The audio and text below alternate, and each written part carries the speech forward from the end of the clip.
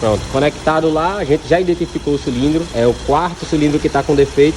Lembrando, né, que o auxílio aqui do osciloscópio ajuda bastante, né? O diagnóstico é muito mais rápido. As outras 3 bobinas, ela tá aqui embaixo. Normalmente a gente teria que tirar essa peça para poder fazer o teste. A gente tá pegando o sinal ó, no chicote elétrico ali, ó, e tá aqui agora. Você gravou a imagem da outra? Percebeu? Ó, o encurtamento do sinal. Ó, de novo. Olha lá, mais uma vez. Pronto. Viu lá? Diagnóstico feito, né? Finalizado. Agora temos certeza do defeito. Fizemos o teste de todas as bobinas, encontramos um defeito na bobina do quarto cilindro. Agora vamos proceder com a troca normalmente, mas tá aí, mais um diagnóstico feito, qualidade, padrão VK. Valeu!